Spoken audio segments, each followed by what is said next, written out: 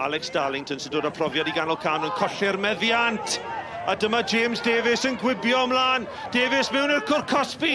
A draws mae'n mynd. A y Rushton yn sgorio mor gynnar ar drydydd funud yma yn Aberystwyth.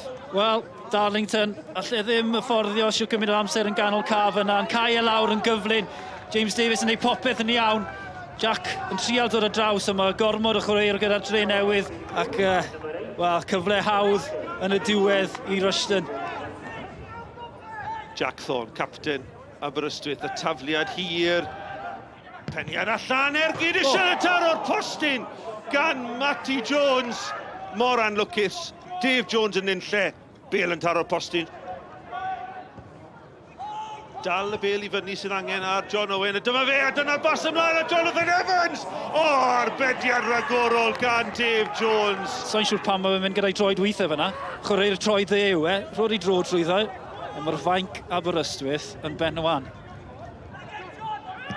Ac yn anffodus, dyna'r gwahaniaeth, Mike. Dyna'r gwahaniaeth rhwng y safleoedd yn y tabl, y diffyg cymeryd cyfleon. Gyd chwarae da fanna gyda Rushton eto. Rushton dros ben y gol geidwad ac mae'n ail. Ac wrth I Jonathan Evans methu'r cyfle un pen, mae Rushton yn manteisio. A mae un wedi troi yn ddwy. 2 funud ar 15 ar y cloc. Aberystwyth dim, y Drenewydd 2. A 2 y Rushton. Smonach yn yr amddiffyn gyda Aberystwyth, wair yr 1-2. Ac wy'n Rushton yna yn y fan o'r lle, jyst yn lwpo dros y gol geidwad. Y tafliad hir, Bale yn cael ei helpu mlaen. A Rushton sydd yn ôl. Sgoriwr y 2 gol, a dyma'r Bale yn torri'n garedig I Mwandwe. Dyma'r Robiniad yn dod unwaith eto. Yn carlamu mewn i'r cwr Cosby. Mwandwe, rwyd ochr. Gwych gan Mwandwe. Ond yr un broblem, lawr yr asgell dde, digon o le gyda fe. Ond to, mae'n tipyn o ergyd.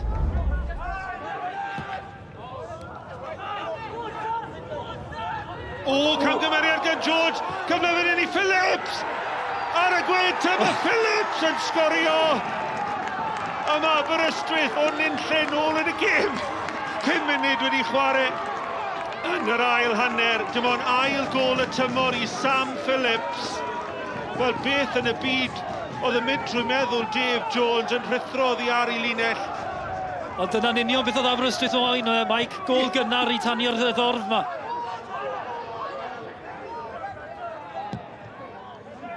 Ar hyn o bryd, y Drenewydd yn dod yn gyfartal gyda'r Flint.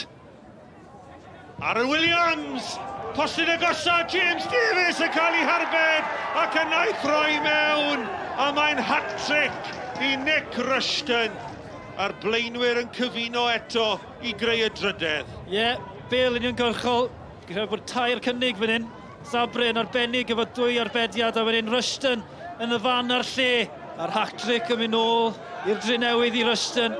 Mae mor agos rhwng y Flint a'r Drenewydd am yr ail safle. Davies! Ac unwaith eto mae James Davies wedi taro. Tafliad hir Aaron Williams yn cael ei helpu mlaen. A Davies oedd yn effro ar y postyn pella. James Davies yn ei popeth yn iawn fanna. Cadw i'n isel, dim gobeith I Gregor yn y gol.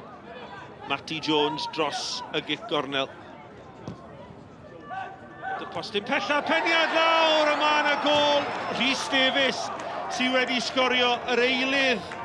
Gol gysur yn unig fydd I yn penio heibio I Dave Jones. Dwi'n deg efe, mae wedi dod oddi ar y fainc, a fos wedi cael ei weindio lan, achos mae eisiau dangos i'r tîm y ffordd. Pam ych chi'n gael fi ar y fainc? What a teg efe. Chris, give me your verdict on that one. It was pretty much job done for Newtown this evening. Yeah, it was. Look, I think when you come away from home and you score 4 goals and you get 3 points, you've got to be pleased. I'm probably not. I think it was a scrappy performance. I think at half-time we should have been probably 5-1 up. I think they've had a good chance. Our goalie's made a save and we've had several opportunities which we spurned. Then we've conceded a really poor goal to make them 2-1.